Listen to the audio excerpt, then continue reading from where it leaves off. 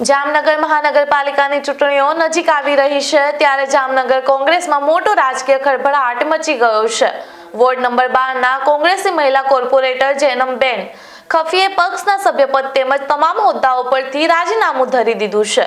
તેમણે પોતાનું રાજીનામું જામનગર શહેર કોંગ્રેસ પ્રમુખ દિગુભા જાડેજાને સુપરત કર્યું હતું। રાજીનામા પાછળ તેમણે પક્ષમાં વધતો ગ્રુપવાદ અને આંતરિક વિખવાદ જેવા મુખ્ય કારણોને જવાબદાર ઠેરવ્યા છે।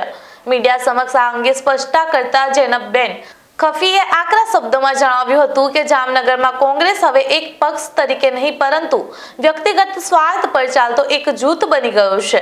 એક તરફ મહાનગરપાલિકાની ચૂંટણીઓ ગણતરીના દિવસોમાં હોય ત્યારે મહિલા કોર્પોરેટરના આ અચાનક રાજીનામાએ જામનગર કોંગ્રેસમાં અંદરો-અંદર ચાલી રહેલી નારાજગી અને જૂથબંધીને જાહેરમાં લાવી દીધી છે, જેના કારણે સ્થાનિક રાજકારણમાં ગરમાવો આવ્યો છે। કોંગ્રેસ પક્ષના મેં મારા તમામ હોદ્દાઓ ઉપરથી તેમજ મારા સભ્યપદ ઉપરથી મેં રાજીનામું આપેલું છે। આ રાજીનામું આપવાનું મુખ્ય કારણ કોંગ્રેસ પાર્ટીમાં જે અત્યારે ગ્રુપિઝમ અને જી હુજુરી વધતી જઈ છે।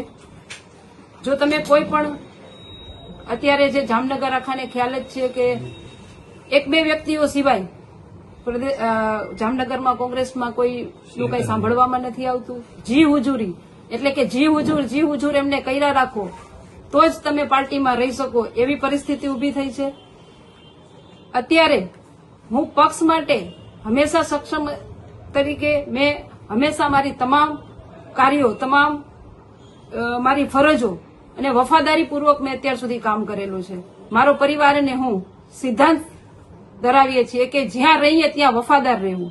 કોંગ્રેસ પક્ષમાં રહી શકું તેવી પરિસ્થિતિ નથી, જે કારણોસર મેં રાજીનામું આપેલું છે અને કોઈ વ્યક્તિગત નહીં પણ વ્યક્તિગત પક્ષ હવે થઈ ગયેલું છે કે પક્ષ આ રહ્યું જ નથી। જામનગર કોંગ્રેસ હું આક્ષેપ નથી કરતી ગુજરાત પ્રદેશને, પરંતુ ગુજરાત પ્રદેશના નેતાઓએ વ્યક્તિગત લોકોની રાય ઉપર અત્યારે જે જામનગર કોંગ્રેસ ચાલી રહ્યું છે તેના કારણે મારે રાજીનામું આપવું પડ્યું છે। રણનીતિ તો બીજી જાહેર ન કરી શકાય, પણ હા, કોર્પોરેશનની ઇલેક્શન હું લડીશ।